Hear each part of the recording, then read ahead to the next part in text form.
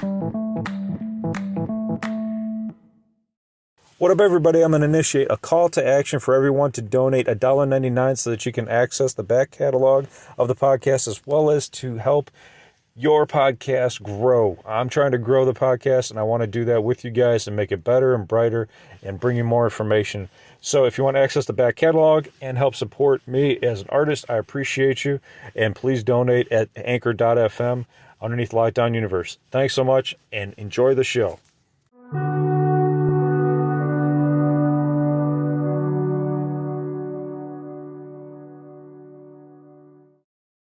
What up, what up, what up? Welcome back to Lockdown Universe, home of the bizarre, peculiar, and unheard of stories of UFO legend and paranormal lore.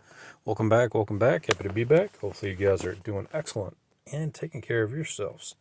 So today, I wanted to talk to you guys about a really interesting story that I came across about whistleblowers, okay? And so, I talk a lot about whistleblowers on the podcast. I talk about, who they are, where I get the info from, and it's always important to kind of cite your sources, unless they want to be, quiet and they want to be unknown and anonymous. But in the case that, where I receive my information, a lot of it's either online or from, Gaia has a lot of great programming now, over the past, maybe 5 years.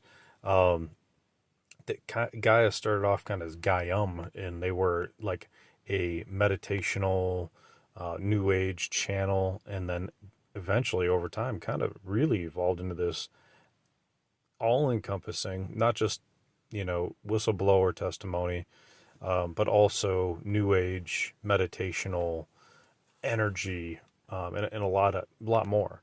So Gaia is a great resource for a lot of people, whether it's seeking out alien insider information or finding out new information about Eastern medicine or other kinds of energy medicine, or other kind of paranormal information, if you will, parascience information, if you will, as well. Not that your typical Western science. So what I wanted to talk to you about today was the episodes that they took off of Cosmic Disclosure, one of the best shows for whistleblower testimony. There was a gentleman by the name of Goode. If you listen to this podcast, I've talked about him before. He was a empath that was part of the 20 and Back program. And he, along with David Wilcock, who hosted the show, gave a lot of information. They recorded at least 26 episodes, if not more, and gave a lot of information into it. And out to us about how the 20 and Back program worked, how Corey engaged with the blue avian alien species who kind of look like blue birds, sort of, with a blue, blah, blah, blah, blah, blah. If I could talk today, they have a bluish head and a feathery top to their head with a kind of a yellowish beak, but then the rest of their body is more, it has human characteristics to it. So I found it fascinating. He also talks about the blue sphere beings that are like these energy beings.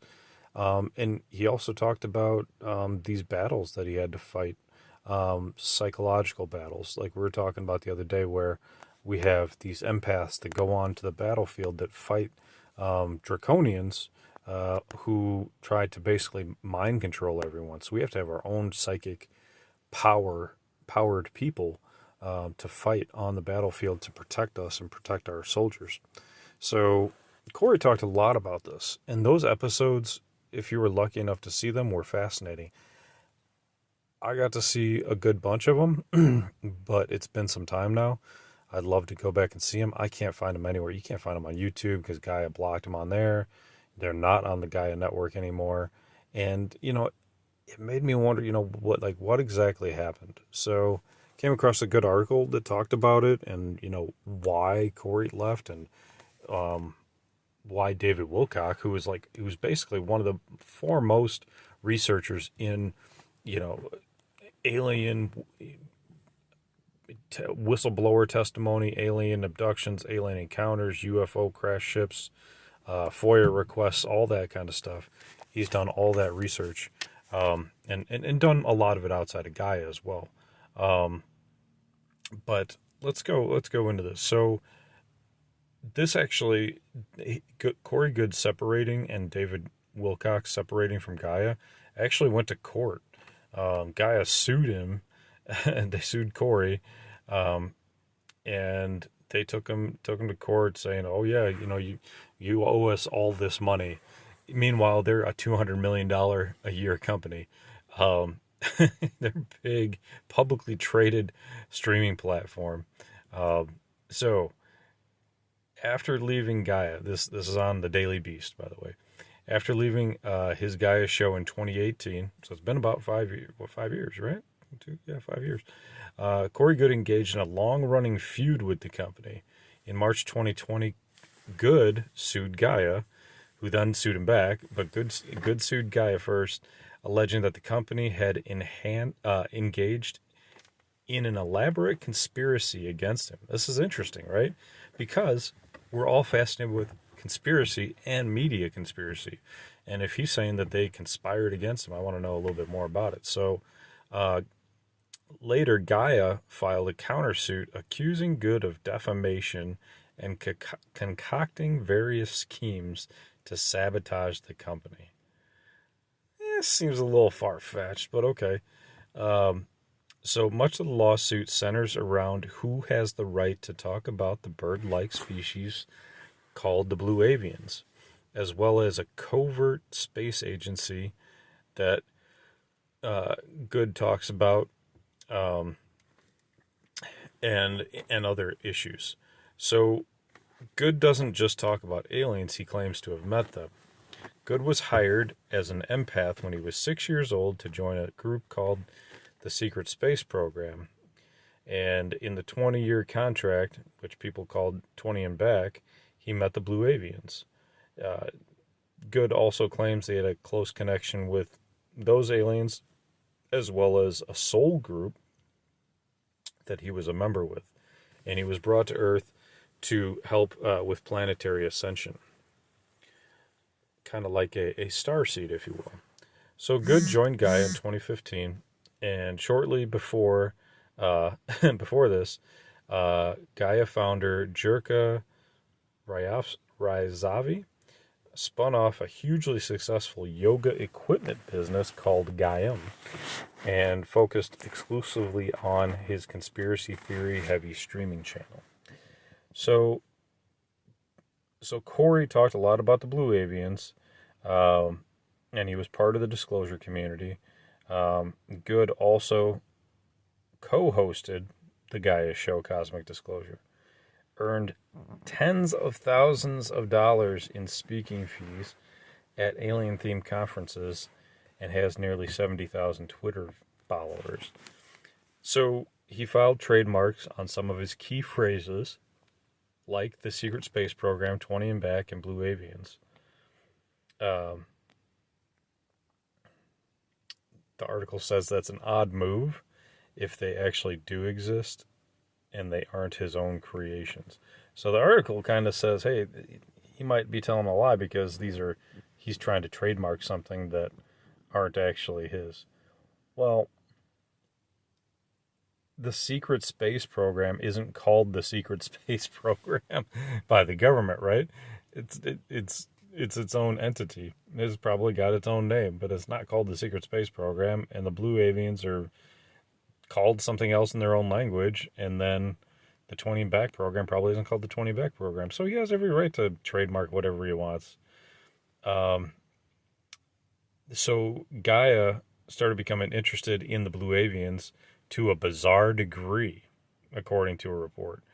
Gaia employees who were working on the documentary about the Blue Avians claimed that they were told that the extraterrestrial Blue Avians themselves would have to be involved in approving the film's publicity and the plan for it.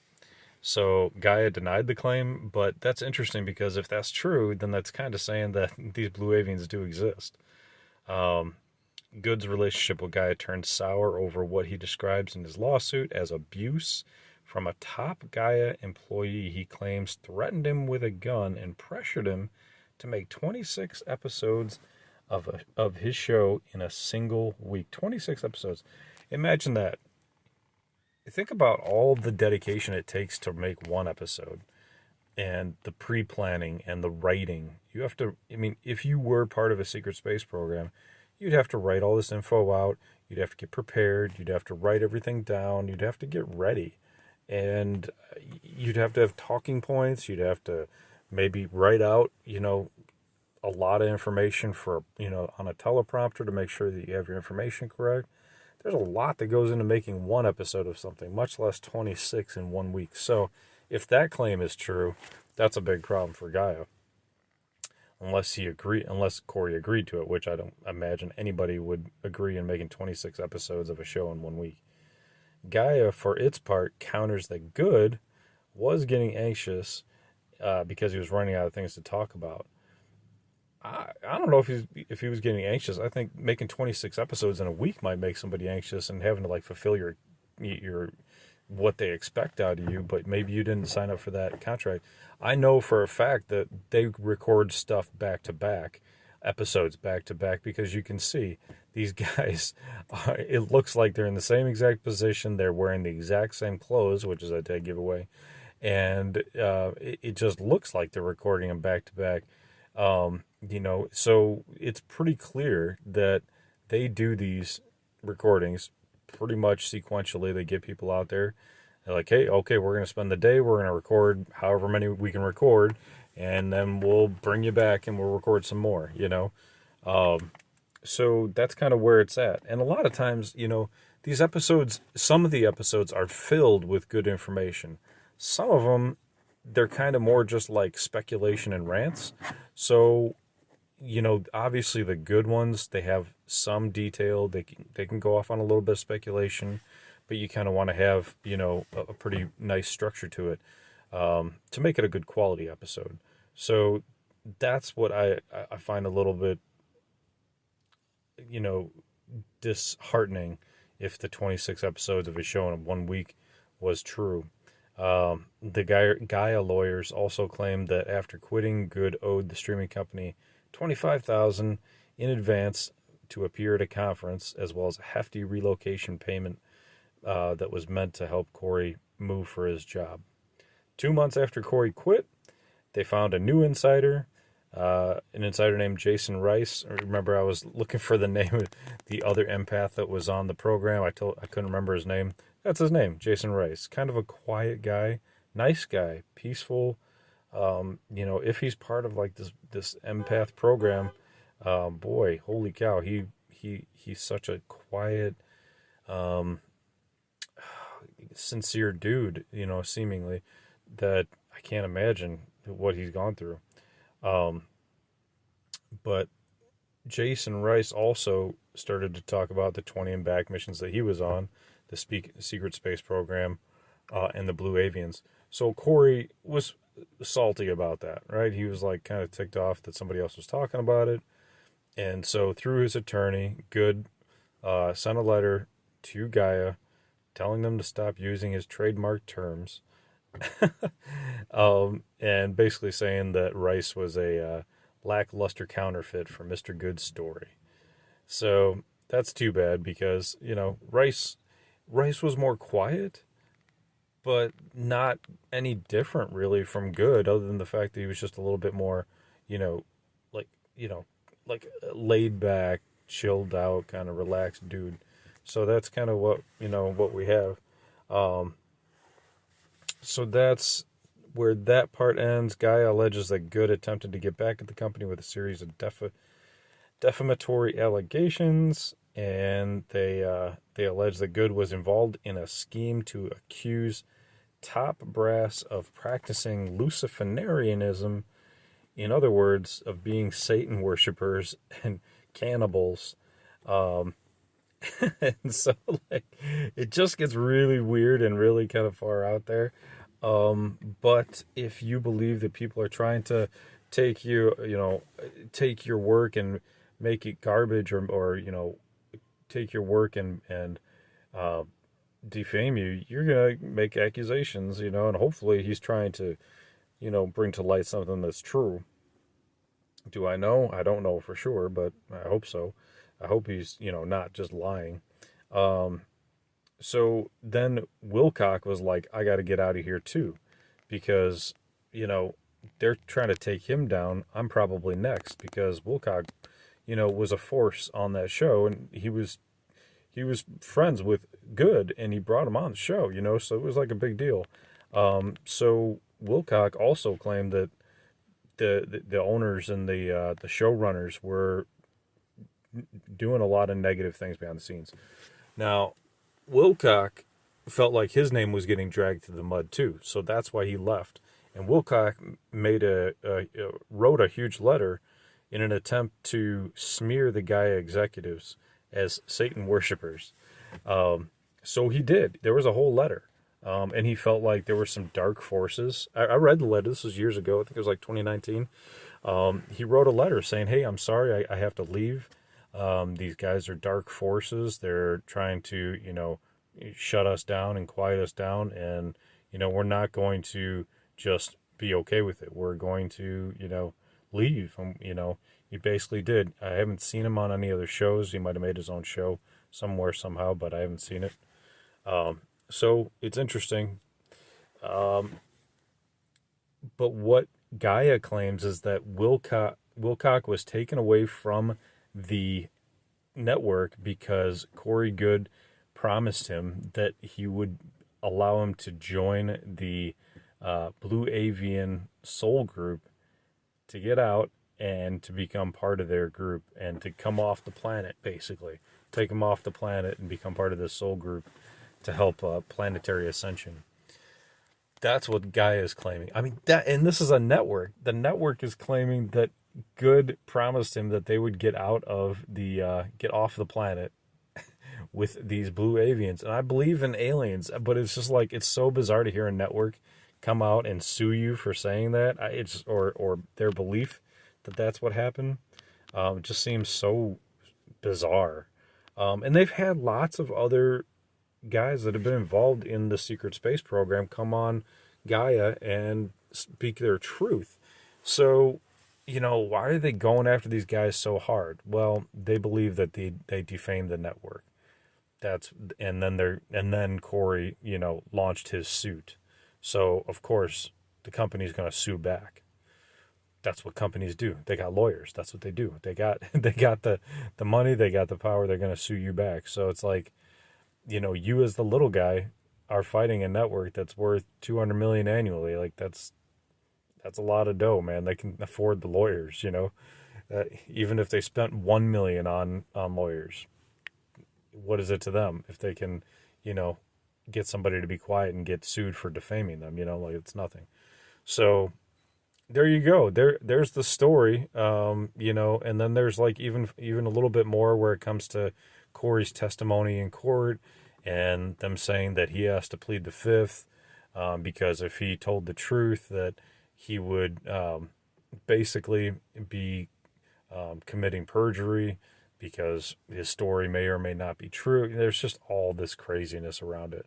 So anyway, I guess when it comes to being a whistleblower, come out, be a whistleblower, speak your truth, but never go against Gaia because they'll come after you with their lawyers. And that's the tricky thing, right? It's like you think you're coming out and doing a good thing and speaking your truth, and you're worried about your life being in jeopardy, not so much your pocketbook, because who the hell is going to sue you for speaking your truth? But if you speak your truth and you tick off the wrong people, you might lose your pocketbook. So keep that in mind. Anyway, guys, I hope you are taking care of yourselves. Always seeking the truth, right? Always seeking knowledge about what's out there, about what we can become as a species, and where we come from, and who's our friend and who's not. But I hope you guys are following through on your hobbies and your goals and your dreams. This is my hobby and my goal and my dream is to do this podcast, to share knowledge and wisdom and and light, with you guys and with myself, to go on my own spiritual journey and share it with you, and to, hopefully progress us as a species and as a community, so that we can learn more, and we can through that learning and through that education, uh, give it to future generations so they don't have to do the same things that we've done. And I'm not saying we're bad people. I'm just saying that we're still learning, we're still making mistakes, and so we're trying to do the best that we can. And the more and more we pass that on to our children and the community in general, the better we'll be off. So I hope you guys have an excellent evening. Continue to love your family and your friends and yourself. And as always, continue to question the universe around you. Until next time, guys, take care, and Lockdown Universe out.